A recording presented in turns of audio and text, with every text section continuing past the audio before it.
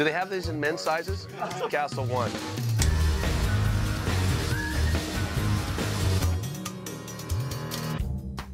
Well, actually, I can remember the first time I laid eyes on Rob, who was at the time Robbie. Oh.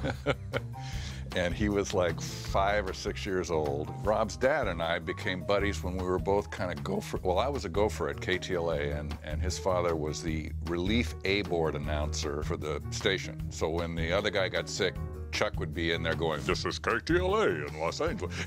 You know, so Yeah. So that's how far back I go with Rob's dad. And Chuck and I worked together on a lot of those shows I did at Universal, and then he came and worked on a lot of shows as a producer and a director on the shows that I did when I formed my own studio. So having Rob come along, it was like generational. You know, somewhere in my mid-teens, I had the task of transferring all the episodes of Rockford from, I think, 3/4 to 1/2 inch. I guess I didn't finish it, apparently. And that's when I sort of started stacking up who Uncle Steve was. And I was standing in his office, which was Desi Arnaz's office, was Howard Hughes' huge office, very intimidating. And there was Steve behind the big desk, you know, looking dapper like he always does. And he just said, "How you doing? What are you up to?" And I said, "Well, I'm going to school and taking film classes and whatnot." He goes, "Well, then what are you going to do?" And I just had this moment where I can remember a shot went up my spine. It was like, "Now, say it." And I said, "Well, I'm going to come back and work as a PA in your company." And he said, "Fine." And it was over like that. And I don't know where I got the courage to ask for it, but that began professionally my apprenticeship under the Steve Cannell. And he started in the mailroom and ended up in my post-production department and sitting behind me, and we'd be looking at dailies. And I would say to Rob, who would be sitting behind me, I said, "Now, there's a hole in this movie, and the film that you're shooting's got to be better than the film on the A side of the cut and the film on the B side of the cut. So I'm looking for you to improve this movie, not just make it the same, you know, because we're going to go out and spend some money." And Rob started to bring me back footage that was not only a little bit better than the stuff that was on both sides of the cut, but massively better. And I remember once we were doing an A-team where there was a truck that was like supposed to be like an animal. And I said to Rob, I said, "Okay, I'm going to spend some money. I'm going to go out and I want to fix this truck sequence now. You got to go out and you got to shoot it, and this truck has got to be a snarling, angry beast." And I can't tell you how cool that sequence was, that I would have never in my own imagination thought to shoot. He got underneath the truck, I remember, and photographed the universal joints when they were going chunk chunk chunk chunk chunk chunk. So it almost was like an animal trying to make a move, you know, but holding back. And it's just a really interesting piece of filmmaking. And I'd say, you know, this guy's ready to direct. I think he needs to take an episode out and see what he can do.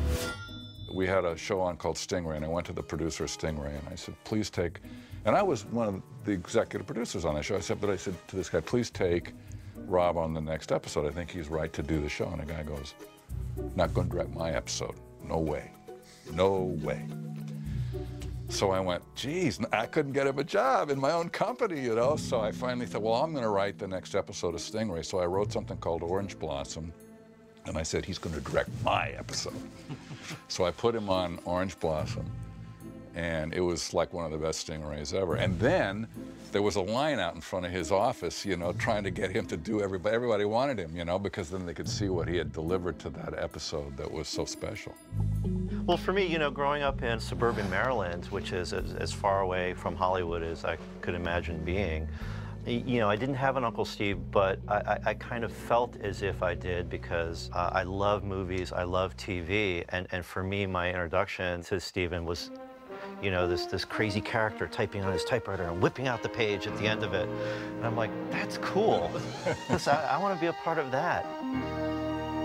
And when I think back to the things I love, to me, the Rockford Files was a real revelation. Here was a guy who was a human being just trying to do a job. And if somebody would come across him and say, "Rockford, don't want you looking in on this case," or, you know, I'm going to beat you up, he'd be like, okay, I'm done.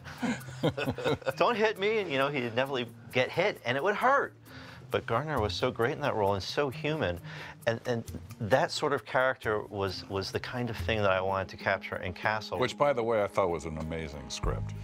And if you'd been around when I was doing Rockford, I'd have chased you for 10 miles to get you, you know, because it was just, every page was just loaded with tremendous humor, but all of it coming out of the attitude of this arrogant writer who just, it was just terrific, you know. And what I love about your script and your series is that it's the, you know, the flaws are always more interesting than the strengths.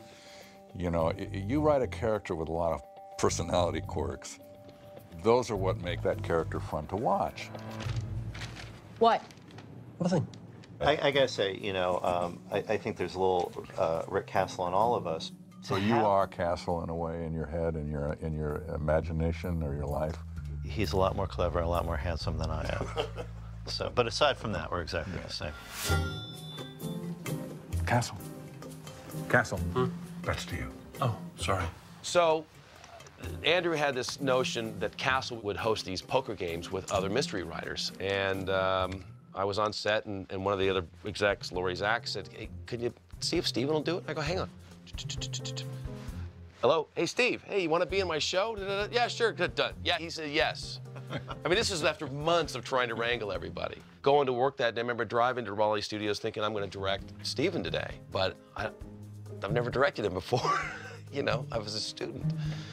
But it was a really cool moment for me. There he was at my table with Andrew's script, which was very Rockford-esque. You know, I don't know, how do you put it in words? It was fantastic. We had fun. And, you know, he's a tough director. You only look at you can get away with anything, you know? It's like one of the things about, you know, about good directors and good actors, it's like good tennis players. You know, you come up to their level. And, you know, I've done enough acting over the years to know that when you're with a really good actor, your performance is always better. And when you have really good directors who you can trust, who will come up to you and tug you on the sleeve and go, what are you doing? You know, it's always better. At the end of the day, you're always much prouder of what you've done. The upside down baby slate?